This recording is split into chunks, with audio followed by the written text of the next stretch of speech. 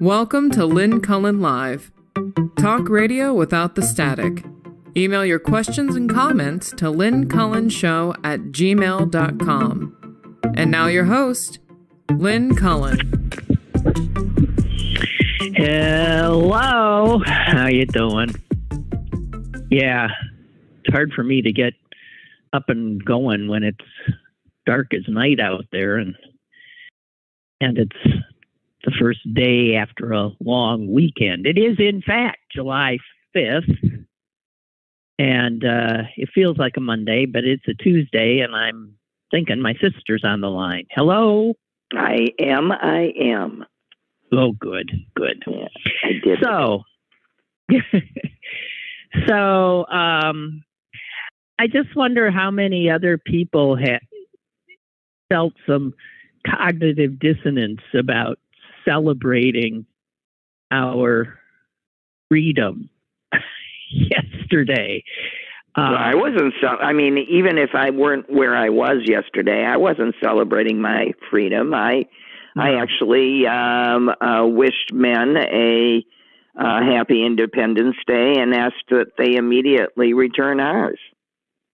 Yeah. I was watching the news. And then we started shooting. Yeah, something I try to avoid. And one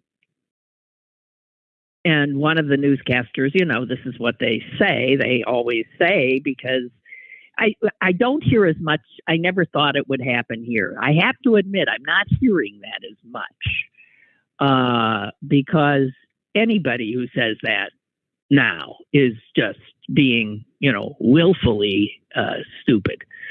But one newscaster said,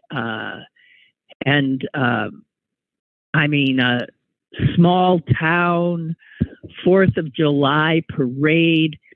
That's as American as it gets. And then suggesting that, and I thought, if you finish the sentence, and so is the shooting. The shooting at that event. It is only, it's uniquely American. Uniquely American. When do we stop with this mythologizing and deal with reality? Another guy said, and to think this happened on a day when we celebrate freedom. And I thought, but this is how Republicans define freedom. The right to own these weapons of mass destruction, and the refusal to do anything about keeping them out of the hands of unstable and young and crazy people. Unbelievable. This is as American as it gets. What happened yesterday? I have to admit, I actually yelled at some young men in the alley. The city had been very quiet. In fact, most of us were sheltering in place for much of the day. It was because they had unnaturally quiet in Chicago. Yeah. And then the second that they lifted that and they, had a suspect in mind, there's a guy in the back alley shooting off fireworks that sound like gunshots. Right. And I went up on my roof and I yelled down, No, that is not a sound for today. We are in mourning. People are dead. That's not a happy sound. It's not even that that's not a happy sound, Susan. It's that so many people that were there said that their initial reaction was, oh, it's fireworks for the 4th of July, before they saw, someone next to them. So here's what really happened after that. People gathering in Harrisburg, the capital of Pennsylvania, for a 4th of July event, panicked. And there was a panic and people running because they heard what they thought was gunfire, but in fact was fireworks. People setting off. the same thing happened in Orlando, Florida. Now, you tell me how. And there's another thing that's just so absurd. This love that Americans have for the sound of gunfire, the sound for the sounds of war. For the sounds of war. When it's here now, it's home, it's killing children, it's killing people. And this is how we celebrate. And anyone who sets off these fireworks now is just being actively perverse. It's beyond me. It is beyond me. Because people don't know anymore what it is. Because it is quite possible it is a gun. Oh, un-effing believable. Just, I feel like exhausted in a way. And the fact is I can't allow it because we're just getting into this horror we're about to live. No, we can't get tired. No, this is just the beginning. We're in deep trouble in this country. Do you know what's happening right now? I haven't seen the latest update. There's a weather system going through, and it's got lightning associated with it.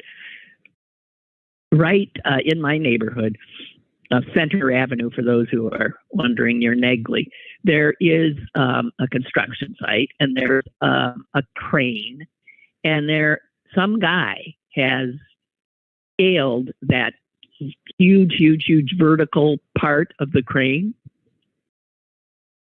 and he's sitting up on it in a lightning storm. Right. And the police, the street has been closed off. The police are there. There are cops on the rooftop across from the crane trying to talk him down. And there are more crazy people in this world. I'm just crazy. Just seems to be the new norm. I know. Crazy people. Yeah, I know, but do we know how old this young man is? What, the guy on the crane? Yeah. I don't know. Can't be an old codger. He couldn't have gotten know. I'm beginning to think we need to, have some sort of a national program for all young men aged 17 and a half to 25. Yeah.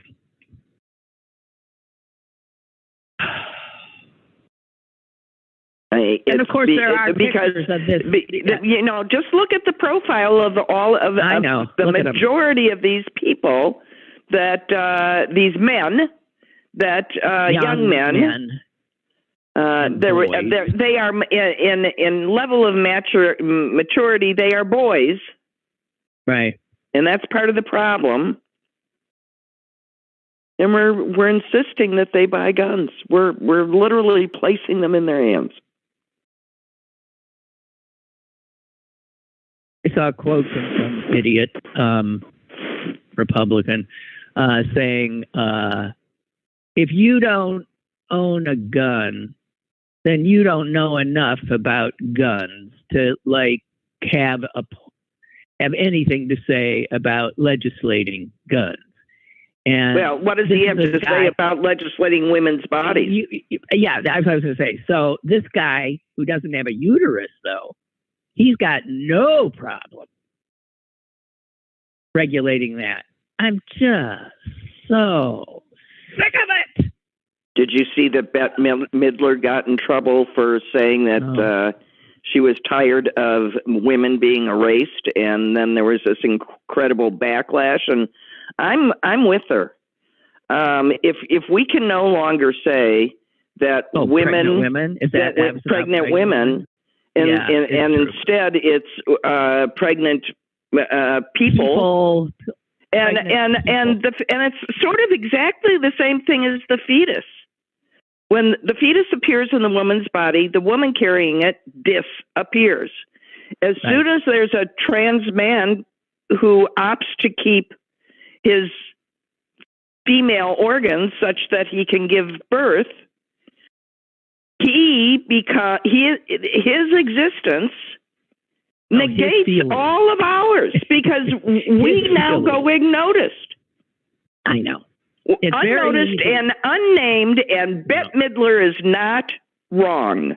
It is not inexcusable. It is not uninclusive to say women and people who can give birth and others who can give birth. What's wrong with that? To be first, yeah. Well, even like Planned Parenthood and the ACLU and medical people are starting to. Well, they're wrong. Erase women. They are wrong, and doing that is, and women being accepting of it, because we're always supposed to be accepting of these things. We're supposed to be sweet. Screw that. No, I'm done being erased. You're welcome to join me. After all, that's what you wanted to do. If you're a trans woman, you wanted to join me. You're among our ranks. But a trans man who is still capable of having a child is a man who is capable of having a child. It doesn't mean that women cease to exist. Oh, go Beth. Yeah, I'm tired of it. Until you start taking away my rights, because you can, because I'm invisible, I might be kinder about this stuff. But it's clear a line must be drawn. Women exist. See me, hear me. I'm going to be real noisy. Yeah. Okay. So I read this. A lot of us are thinking in terms of, so we're going to go back to pre-Roe America. And there's a piece in the New Yorker that points out that is not correct. That's not correct. We are going to a place we have never been. This is going to be worse than pre-Roe America because of the ability of the state now to surveil every aspect of a woman's life. Right, to criminalize women's very being. Right. That's right. And they're already doing it. How come men can plead the fifth and women's bodily functions can be used to convict them? I mean, how do women plead the fifth? Any lost pregnancy can now set off potentially. It's time to start sending menstrual pads to the legislatures. Yeah, a criminal investigation. And they will legally be able to browse a woman's, history on her phone, text messages, location data, payment data, information she might have from period tracking apps. Women, because they will fear, we are now like undocumented people in this country. We will not be able to seek medical advice. We will not be able to do things other people are doing that we need to do to protect ourselves because for fear that the government will come down and throw us in jail. And you know what? If you think that Susan's being a little hyperbolic, I'm not. This is a case I had not heard of. This is a woman, mother of three and this is 5 years ago in the great state of Mississippi. 5 years ago, this is a Black woman, mother of three. She worked as a police radio operator, making $11 an hour. And at about 36 months into her 36 weeks. Yeah, she's not a Jeez. 36 weeks into her pregnancy, she experienced a stillbirth at home. The police immediately got involved. She, while being questioned, all right, so she's now considered a potential criminal after she's just gone through this trauma. And she acknowledged her being questioned, that she really hadn't wanted more kids. She could hardly make it with the 3 she had. And this was going to be very hard for her. She willingly gave her phone to the cops, who's, just scoured it for anything that could be used against her. And they did see that she had searched online for something about abortion pills. She was indicted by a grand jury. There was no evidence that she ever took a pill or had gotten a pill. She had gone online and looked at it. She consistently said, I didn't do anything. I had this stillbirth, which happens, it says here 1 out of every 160 pregnancies. She was charged with second-degree murder.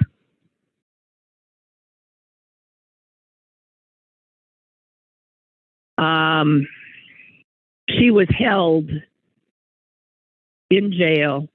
Meanwhile, what's going on? Meanwhile, she's got 3 other children. It's mind-boggling, Susan. She was put in jail, charged with second-degree murder, and $100,000 bond, which, of course, she couldn't pay. The only thing that saved her was a new district attorney who had campaigned as a progressive reformer. And he got another grand jury to sit. And that grand jury declined to indict her. This took more than 3 years. 3 years of her life living in fear that she would go to jail for God knows how long. Second-degree murder. Missouri, your wonderful ex-state, recently proposed classifying the delivery or shipment of these pills as drug trafficking. Well, they're also proposing to make it illegal for a woman to leave the state to seek an abortion. What the hell ever? So this is why we were supposed to celebrate American freedom yesterday? You got to be kidding me. No. What happened a few weeks before we were supposed to be celebrating Americans' freedom is all these pro-life folks decided to sentence a whole bunch of women and children to death. And they're very happy about it.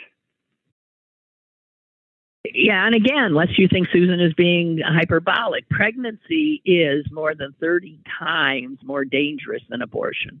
And in the state of Missouri, the mortality rates for pregnancy are the 6th highest in the nation. I bet. And you know what? They're going to rise because is estimated that this kind of a ban will lead to an increase, a large increase in pregnancy-related let's just say that there's still a reason to that, if the life of the mother is still in there, which it isn't in Missouri, but let's just say in the places where it is, whether you've got a doctor that knows how to perform the procedure at this point because they haven't been training for it, and 2, they got to convene a goddamn committee to decide whether it's okay to save the mother's life. She could die while they're doing it. Well, and this happens. It's not hyperbole. It's description. It's what happens. It's not rare. I was talking about the 10-year-old, who was raped and was refused an abortion. Oh, my God. Okay. And the response to that from the pro-life crowd is that's rare. And I said, is this? Well, it happened last week, so it can't be all that rare, because there it is. And who cares if it's rare? You're going to sentence that little girl to death because she was raped? Because it's rare? Forget about death. sentence a 10-year-old child to carry another child? It'll rip her insides to pieces. I can't even imagine. And she's been already raped? What the hell? And these governors, these Republican governors, that horrible woman, North Dakota or South Dakota, Noam, was asked the question over and over and over and over, should that child be forced to have that? And she kept trying to dodge, and then eventually she said, you cannot, I do not think that you compound like one tragic event, the child's rape, with another tragic event, which would be aborting her. Un-effing believable. Tragic for the cells that have no brain, or versus tragic for the child that knows exactly, or actually doesn't know what's happening. Doesn't know exactly, but is scared out of her mind and has already been horribly, horribly violated. Well, and I'm just, one of the things as I was watching, talking about what we do to our children, as I was watching the nonstop coverage in Chicago yesterday of what was going on in Highland Park, what the statement that you kept hearing over and over from people that were there was that their small children told them what to do. Their small children knew what to do, and they got their parents out of there. And they said that was worse than what they were living through, that their children were these little robots that said mass shooting, let's get out of here. What are we doing to our children? Video games, my God. Nation. We're a vile nation. We are a vile nation. We are. There's no other nation on earth as insane and bizarrely, cruelly insane as we are. So some of these states have already laid all the groundwork they need for establishing government databases of pregnant women. Do you know that? Well, you see, if I lived in one of those states, first I'd leave, but if I couldn't leave, I would stop seeing a doctor. Well, that's what they're saying. Women are not going, and this is going to result in more deaths. In more deaths. If you can't safely see a doctor without informing on yourself, then you don't go to the doctor. So Arkansas passed a law last year called, listen to this, I love this, Every Mom Matters Act. You know what that? We're going to force every woman to be a mother, whether she wants to or not. It's a forced birth act. Well, not quite. It requires any woman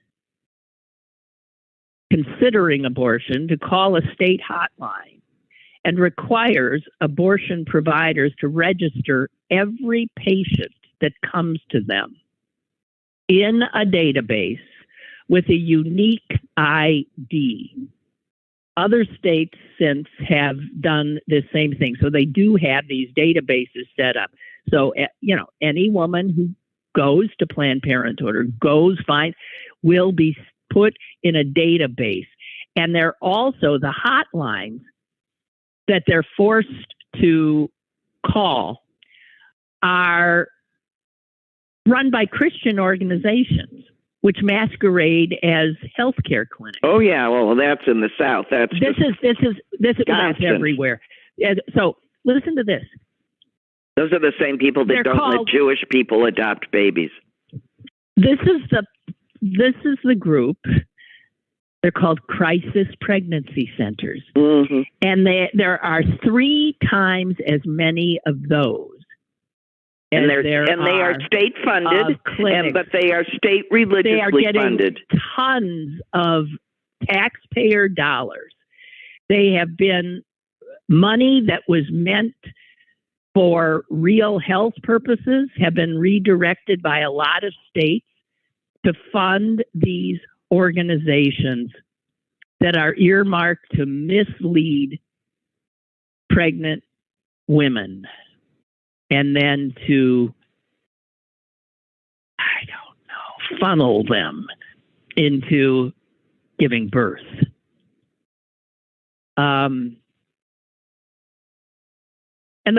You're seeing articles left, right, and center about hospitals and doctors fearful, not sure what they can do. And doctors, there are many reports in many states already that doctors have begun declining to treat women who are in the midst of miscarriages or who have ectopic pregnancies for fear that their treatment would be considered abortion and they would lose their license to practice. One woman in Texas who could find no doctor to help her was told the only thing she could do is drive 15 hours to New Mexico to have her ectopic pregnancy, which by definition does not result in a live birth. And can kill the mother. Right. And if not kill her, it could also leave her infertile. It's just pharmacists in Texas are already they're not willing to give out the abortion pills, even if they've been prescribed, because they're fearful that they then will. Right. No, now everybody's jailed. Going the other way into Mexico. There are clinics springing up all over the place, right over the border in Mexico. I mean, this is just...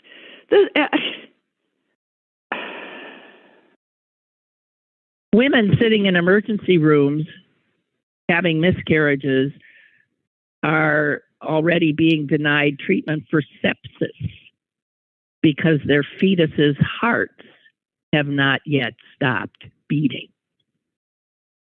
This is from the New Yorker, which is they do their due diligence. So none of this is just bullshit. Of course it's not bullshit. Women are going to die. A lot of people are thinking that... Oh, that's just bullshit. That's very rare. They'll just have their babies and everything will be fine. If they don't want them, they'll give them up for adoption, because every child that is in the system right now is adopted. And we all know that there's plenty of people out there that want those children. No. So just to be clear, we have now entered an era. It's not right to say it's an era of unsafe abortion, but that is part of it. But an era of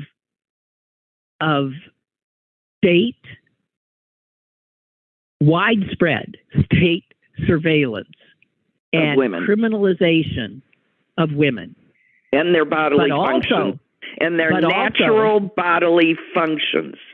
But also this same surveillance of doctors, pharmacists, clinic staff, volunteers, friends, family members of anyone who comes into meaningful contact with a pregnant woman. You know, the state is beginning to sound like an abusive spouse who is controlling women by isolating them from their families, from their friends, from their support systems, from their doctors, from all the very people who are supposed to love and care for them. Because women, as we know, are the root of all evil, and we must be controlled.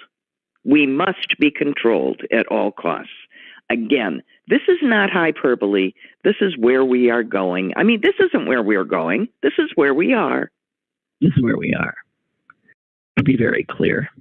To be very clear. And the fact that we aren't in the street constantly. Yeah. Well, if we don't get in the streets soon, we won't be allowed to go into the streets. And if you think I'm exaggerating, cast your glance over at Afghanistan, where women were running the country, doctors, teachers, living their lives, playing in musical instruments, dancing, going to school. And now they're back in burqas. They can't go to school. They can't work. They can't do anything. They are totally under control. Yeah. They can't leave the house. So I'm not speaking hyperbole.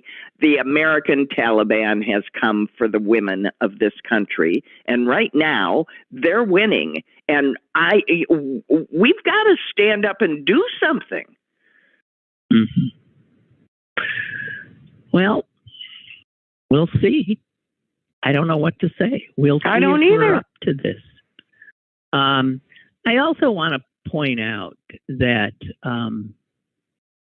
the kind of fear that is created by so much of what the Republican Party is doing now, and also with allowing the guns to, despite all of these, these now normal, horrific mass shootings at public events, so that a lot of people now are not going to go to a 4th of July parade anymore. They're not going to go. I was talking to somebody who, when they went to a movie and they were like looking at everybody in the theater to see if anyone looked like somebody who might kill them. So theaters, churches, synagogues, schools, all of the places that you congregate have now been turned at one point into killing fields. And our Supreme Court has just said, let's keep those guns going. We do not allow the state to prevent somebody from openly in a public place carrying one of these weapons. So what is created but a sort of constant state of fear? That Americans will live in this constant, a lot of Americans, some will refuse to give into it, but will understandably live in a constant state of fear. Do you know when people are constantly afraid, what ends up happening? They feel comforted by autocracy. That's right. Fear, sowing constant fear is a major precursor to fascism, to authoritarianism, because people desperately want somebody to help them. And the somebody Americans will turn to are the very people stoking the fear.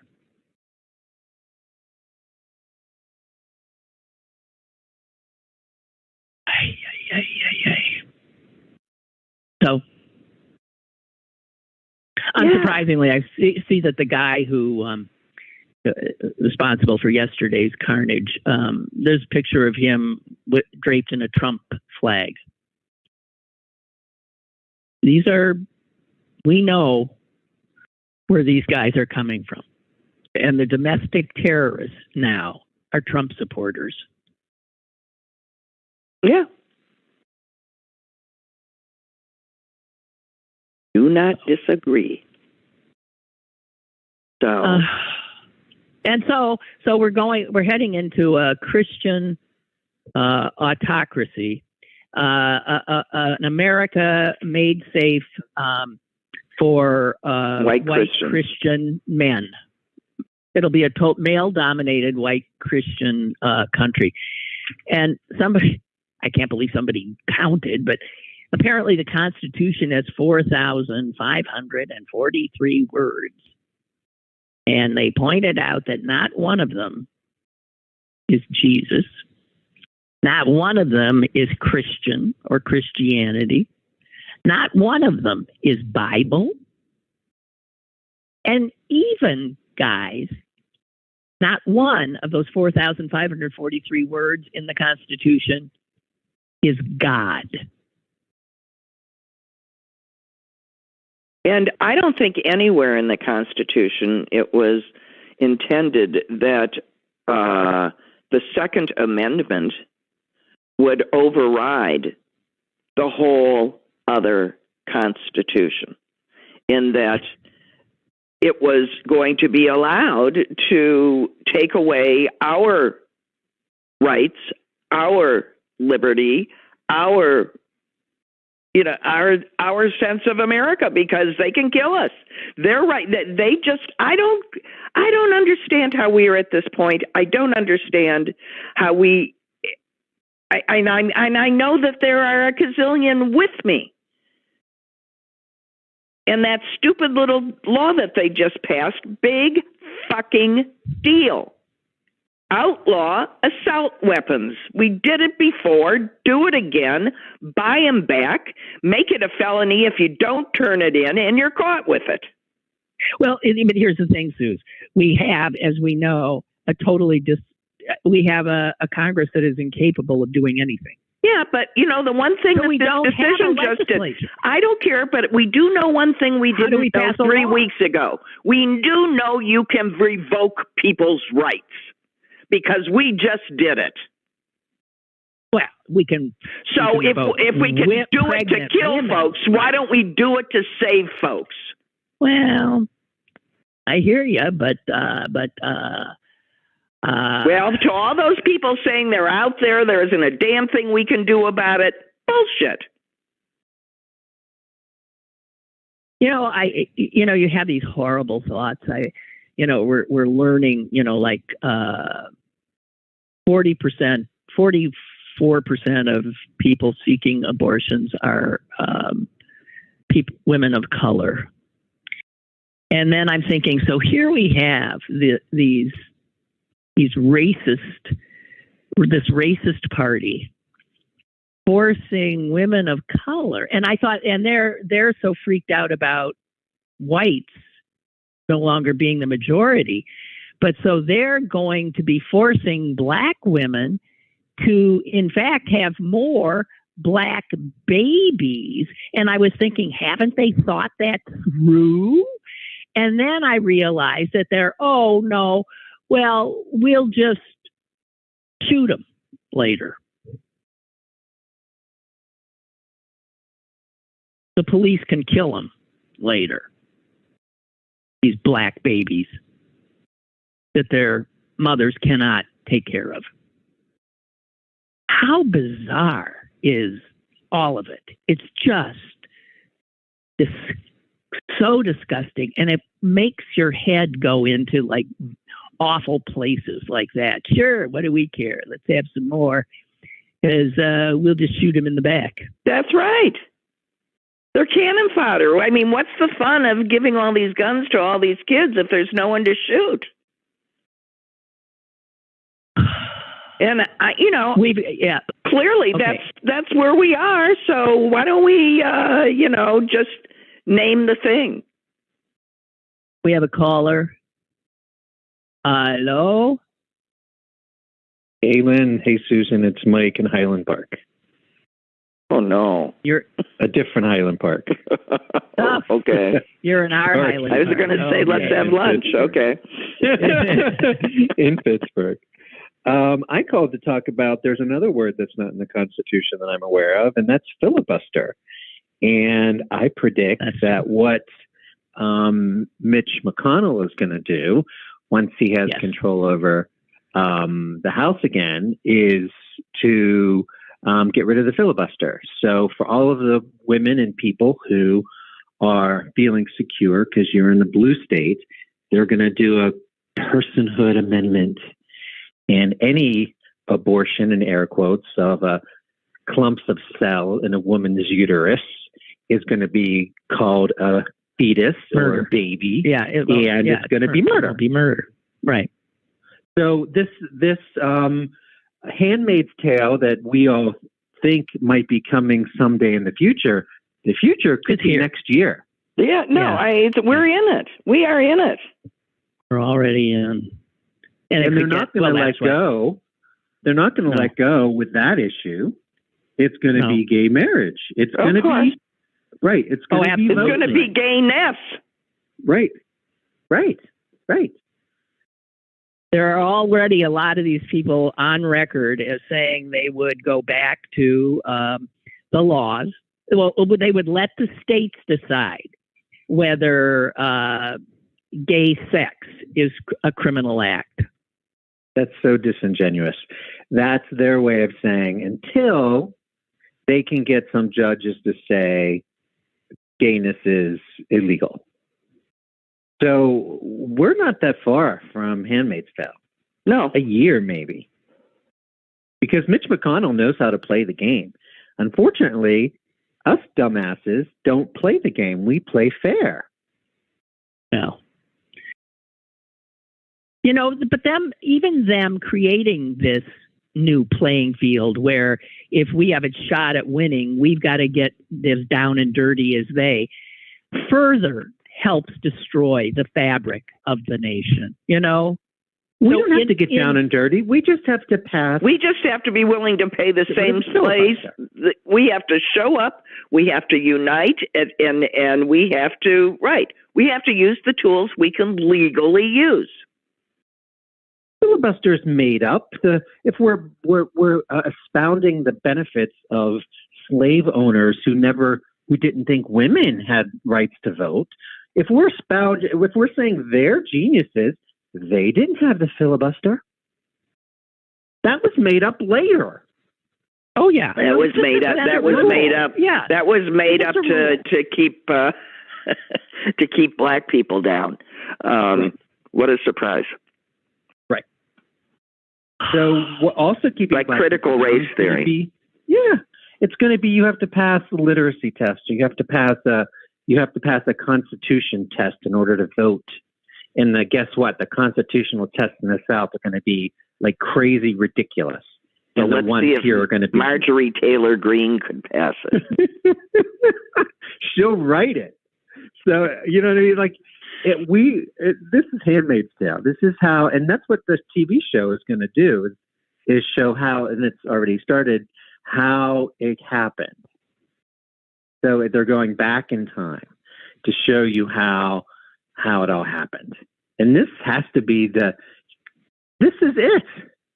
This is it. We're living. And there's another law. Are we aware of this law that just got passed in Florida? There's another surveillance law that DeSantis put through that will require all universities, public universities in Florida, to survey its faculty and students on their political beliefs. And that will then be available to the government. Excuse me. What, Susan, are you going to say that's what? Excuse you? What? I mean, what's the point of a secret ballot if you have to declare how you're going to vote and have it recorded by the government? That will not stand. DeSantis can do all of this. What do you mean we will not stand? Look at the Supreme Court we have. Well, even they have to, every once in a while. I don't know. Every once in a while. All right. Well, let me just say it shouldn't stand. Okay. That's all I'm going to say. The bill that was passed does not specify what these survey results will be used for. Doesn't matter. But DeSantis has suggested that the state could institute budget cuts if a university, if its students and staff do not respond in a satisfactory Well, why manner. Doesn't everybody just lie? How do you do that? I'll just go in and say I'm a Republican. It's beyond belief here.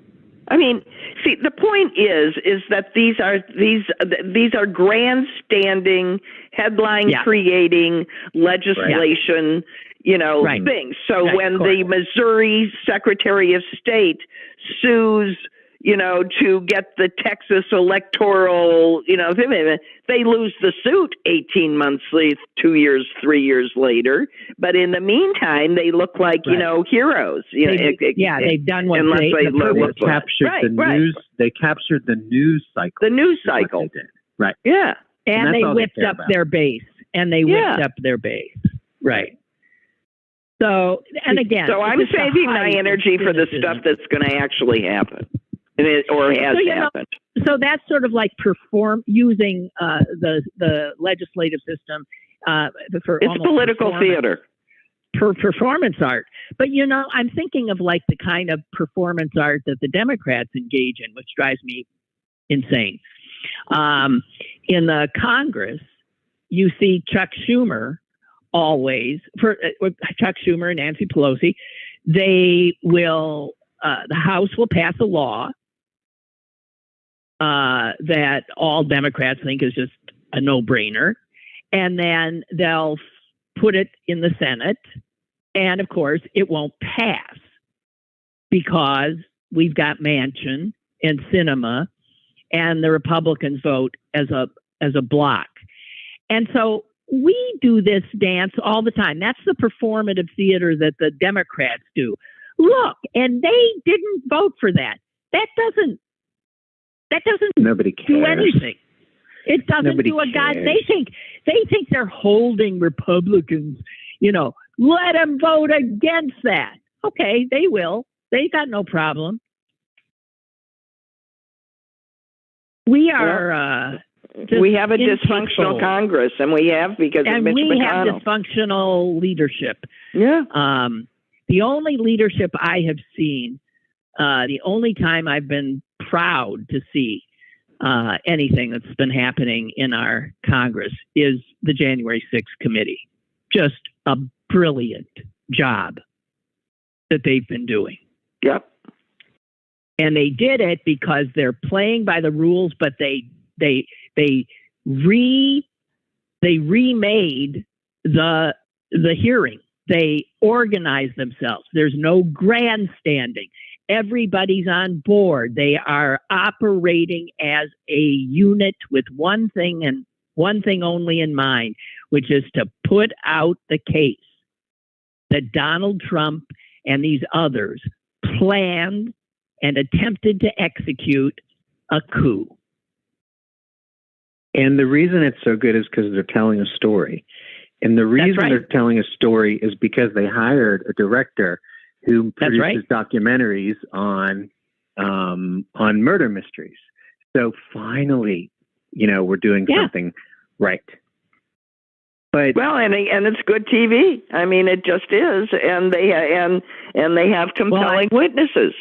Yeah, but I also want to point out that now that they've shown how effective this is, right, they'll steal it.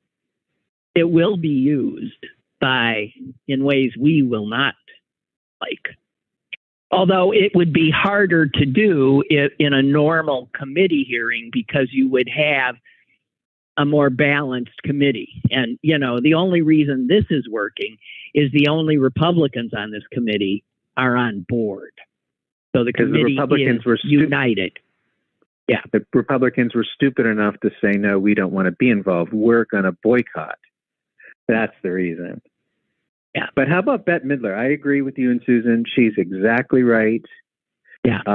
That's insane that the 1/100th of the percent of the population, how many trans men are there? I'm sorry. How many trans men are there? And those trans men get to trans men that kept their uteruses. Yeah, trans men that can have, that can have a baby. Yeah. Which is a percentage of a percentage. So, and for that subset to be capable of disappearing us, women, is crazy. It's just crazy. Women. It's crazy. Just say the word women. Here we are. Cis women. And they're so out of fashion. Well, there is no one that couldn't care less more about who you are or what you want to do than me. But please feel the same way about me and let me exist. Well, you two women matter to me. I think you rock, and I'll say goodbye. Thanks. Goodbye, Mike. Bye. Bye. Happy 5th. Oh, yeah. Happy 5th. Mike says he's in Highland Park. That's a nice Pittsburgh neighborhood. And when I heard Highland Park, when I heard about the shooting, you were thinking of our aunts. Yeah. I spent 2 summers of my life in Highland Park, and I feel like it's so lovely, and it is not a foreign place to me. Ravinia is in Highland Park. Ravinia is this marvelous home, outdoor venue, a summer home of the Chicago Symphony. So we would go there, and you sit on the grass, and the Chicago Symphony plays, and we would dance around. I just think of it as such a beautiful, delightful place. And listen, Tree of Life is just blocks from my house. It will be very soon that very few of us will not be able to say, oh, yes, where that mass killing was, I've been there. Oh, yeah. Well, this is, what happened yesterday was less than 2 miles from where one of my kids. Yeah. Yeah. And I want to point out that in another suburb of Chicago, your other grandson, was marching with his Boy Scout troop in a similar small town 4th of July parade. Believe me, the first thing I texted was, "Are you done? Are you home? Are you doing it? Are you home? They said, we did it. We're home." Yes. Yeah. Can you imagine?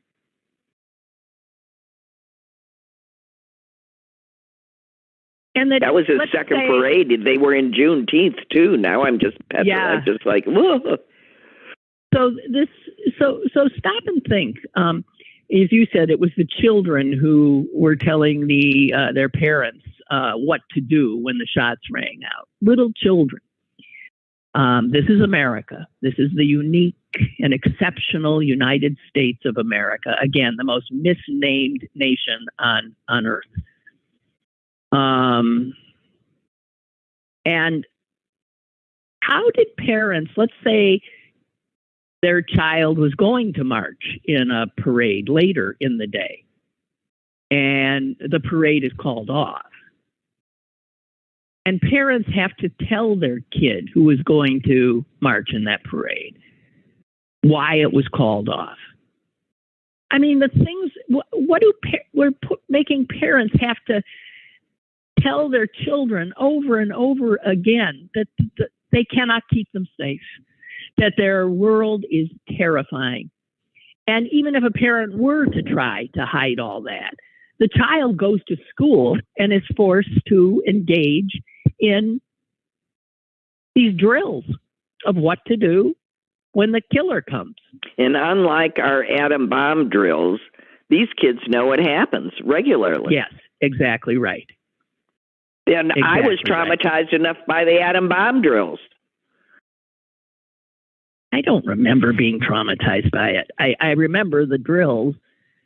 I don't remember being traumatized. Oh, I used to have nightmares about the I'm sure. Clouds. And what was hiding under the desk going to do? That's when Mother told me Green Bay would never be bombed because we were the toilet paper capital of the world, and it made such total sense to me that I was okay. That if most of the toilet paper is made here, that would make us a major target. Americans without toilet paper? No, but she said no one wanted to do without toilet paper, so it would protect us. Oh, so that did it for you. No, it did. Well, I was a child. Works. It worked. Whatever works. I get this magazine, The Week. Why I don't? Well, I do know why. Because I follow the news, so that by the time I get The Week, it's really for people who don't follow the news. So that in one magazine they compile everything you need to know about the last week.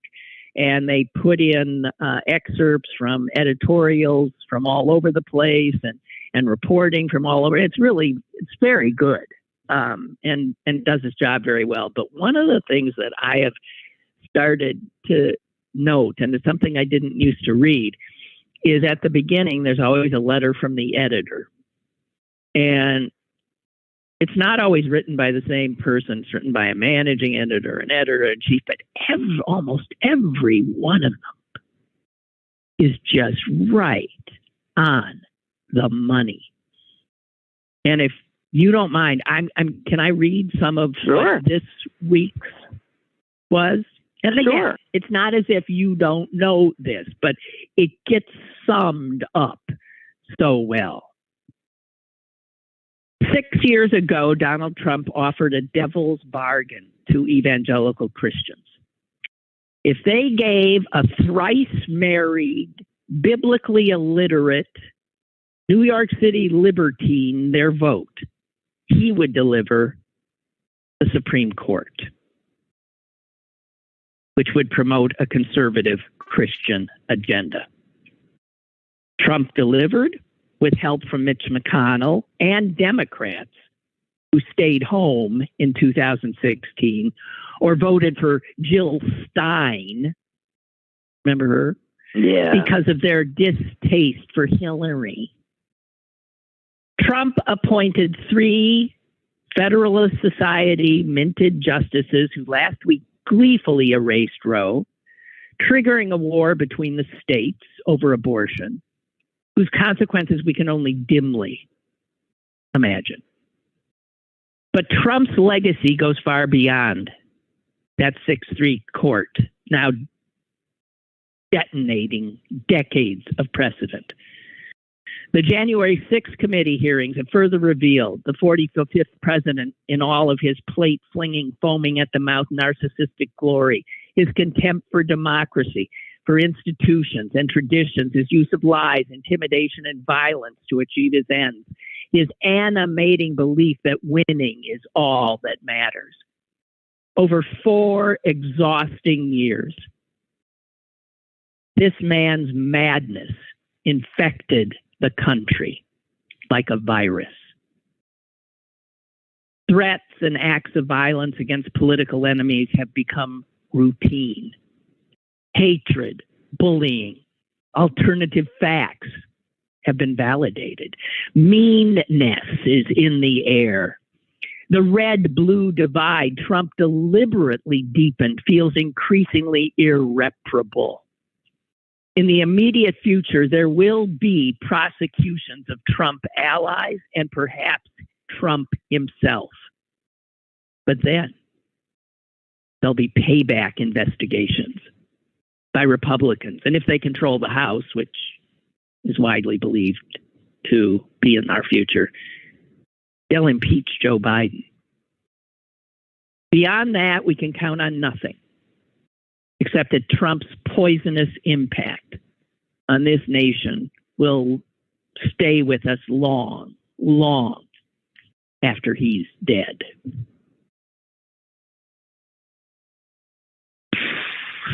Yeah. So, I don't know how it's possible to overstate the jeopardy we are in. Right. Or how important it is to vote, and only vote Democrat. I don't care. I don't care who they are. I don't care if it's a girl you don't like. Just do it. Yeah. And show up. If we can't show up at the polls, showing up in the streets doesn't matter. We have to show up at the polls. Then we have to show up in the streets. Because we have to show up more than Republicans do, because we are at a structural disadvantage because of the Electoral College and the gerrymandering that they have done by controlling so many of the state legislatures. So our vote, your vote, does not count as much as a lot of other Americans' votes. Does not. And that's reality, too. Yep. Okay. Well, Suze, that's it. Geez. Well, can we just say that Mother is beginning to recover and swam 40 lengths of her pool? Yes. In case anybody's worrying, that's a good sign. Our mom, we have not been there because, well, we're not supposed to. She's quarantined for another 2 weeks. But our brother is there. And, and he said, actually, she swam 40 laps. Laps. No, she swam 40 lengths, not 80 lengths. Yeah, okay, 40. Right, 40 lengths. Yeah. But that's pretty amazing because she still has COVID. Oh, yeah. Yeah, and she's not, but she felt better after it. That's her natural sort of habitat, is in the water. She's part fish. And you never know with this god-awful disease, but it looks like, we will be celebrating her 100th birthday. And, knock on some wood here. Okay. Yeah. All righty. All right. Well, Dog and I miss you and Blue. And, okay, bye. Yeah. Okay, bye. Bye. Oh, guys, I don't know. A close friend just got COVID. I'm assuming we're all going to get it, right? If my mother, who was absolutely, essentially in her home for the last 2.5 years, gets it, then I suspect we all will. I don't know. I'm still a holdout.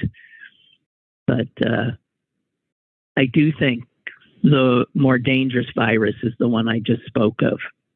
And that is the virus that Trump and the Republicans have infected this nation with, a virus of hate and division and violence and vitriol and misogyny and racism. And it is terrifying, more terrifying than COVID. All righty, on that happy note, I'll leave you to your own devices and wish you a good day. See you tomorrow.